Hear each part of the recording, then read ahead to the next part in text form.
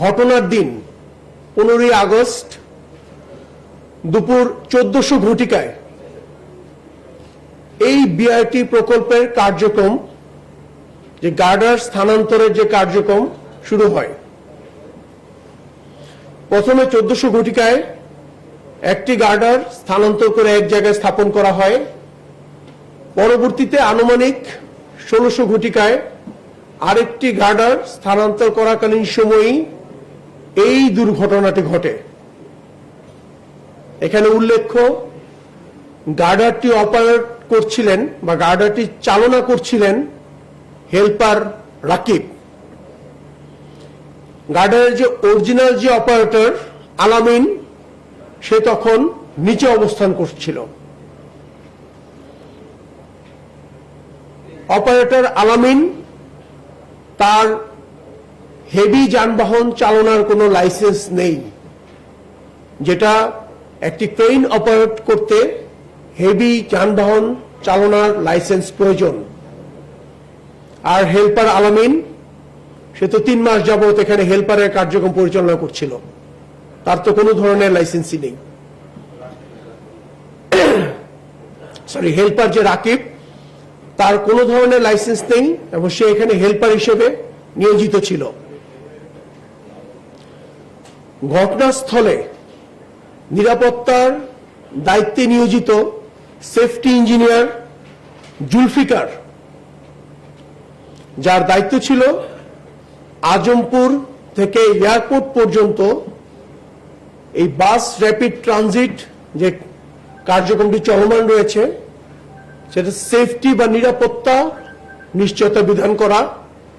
এবং তার তত্ত্বাবধানে সেখানে ট্রাফিক ম্যান হিসেবে রুবেল এবং আফরোজ কর্মরত ছিল। এখানে উল্লেখ্য, এত হেভি একটি গার্ডার শিফটিং করার সময় কোনো ধরনের কন্ট্রোল লাইন বা কোনো ধরনের নিরাপত্তা লাইন দেয়া হয় নাই। এখানে অপ্রতুল নিরাপত্তা কর্মী ছিল বা ট্রাফিক ম্যান ছিল। পাশাপাশি এখানে যারা ছিলেন তারাও সঠিকভাবে দায়িত্ব পালন করেন নাই। এরকম একটি কার্যক্রম পরিচালনার পূর্বে ঘটনাস্থলে থাকা ট্রাফিক পুলিশ অথবা ডিএমপি কে তাদের জানানো উচিত ছিল। এই ধরনের কোনো তথ্য কাউকে দেয়া হয় নাই। পাশাপাশি যেখানে একজন সিগন্যাল অপারেটর থাকে, কমপক্ষে 2 জন থাকার কথা ছিল, যে মূলত ক্রেনকে গাইড করে যে সবকিছু ঠিক আছে কিনা, এই ধরনের কোনো সিগন্যাল ম্যান ঘটনাস্থলে ছিল না। সেফটি ইঞ্জিনিয়ার হিসেবে যাকে বলা হচ্ছে, তিনি এইচএসসি পাস। এই ধরনের চাকরির অভিজ্ঞতা তার আগে নেই বা সে এই ধরনের কোনো ট্রেনিং প্রাপ্তও তিনি নন। লাইনম্যান বা ট্রাফিক ম্যান হিসেবে যাদেরকে নেওয়া হয়েছে, একজন এখানে 17 দিন যাবৎ কাজ করছেন, আরেকজন এখানে 2-3 মাস যাবৎ কাজ করছেন। তারাও লেখাপড়া তাদের খুব একটা বেশি নেই। পাশাপাশি এই ধরনের প্রকল্পে ট্রাফিক ম্যান হিসেবে কাজ করার মতো কোনো প্রশিক্ষণ তাদেরকে দেয়া হয় নাই।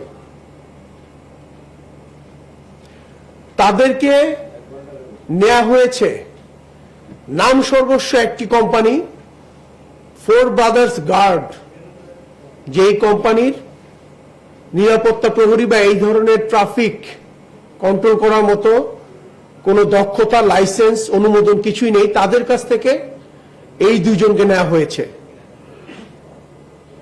আর কোনো সিগন্যাল ম্যান তো এখানে নিয়োজিতই করা হয় নাই।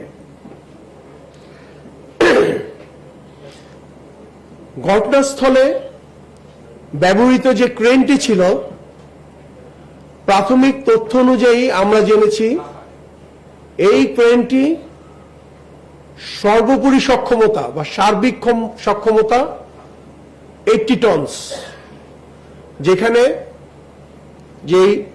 যেই কোম্পানি এই ক্রেনটি দিয়েছে, বিল ট্রেড ইঞ্জিনিয়ারিং, এই কোম্পানির আমরা দুজনকে গ্রেফতার করেছি। আমরা রুহুল আমিন এবং তোফাজ্জল হোসেন উর্ফে তুষার, এই দুজনকে আমরা গ্রেফতার করেছি। একজন স্বত্বাধিকারী বা মার্কেটিং ম্যানেজার, আরেকজন হচ্ছে প্রশাসনিক কর্মকর্তা।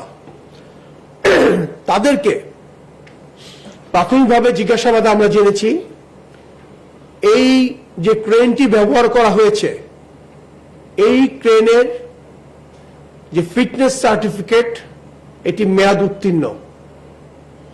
প্রাথমিকভাবে তারা আমাদেরকে জিজ্ঞাসাবাদে এখনো তারা আমাদেরকে বলতে পারেনি এই ক্রেনটি কবে থেকে চালনা করা হচ্ছে। তারা আনুমানিক বলছে 96-97, যেহেতু তারা সাম্প্রতিক 3 বছর যাবত এই কোম্পানিতে তারা যোগদান করেছে এবং এই ক্রেনটির ফিটনেস ছিল না। তাদের বক্তব্য অনুযায়ী এই ক্রেন দিয়ে সর্বোচ্চ 45 থেকে 50 টন ওজনের যে বিভিন্ন গার্ডার বা বিভিন্ন বস্তু, সেটা শিফট করা কমফোর্টেবল বলে তাদের বক্তব্যে আমরা জেনেছি। যেখানে বিভিন্ন তথ্য উপাত্ত আপনাদের বক্তব্য এবং অ্যানালাইসিসের মাধ্যমে অনুমেয় সেখানে যে গার্ডারটি ছিল সেটির ওজন আনুমানিক 60 থেকে 70 টন। একইভাবে এই ক্রেনটি যখন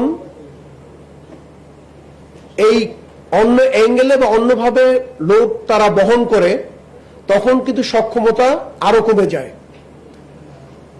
হেল্পারের কে প্রাথমিকভাবে যে মূলত তখন ক্রেনটি চালাচ্ছিলেন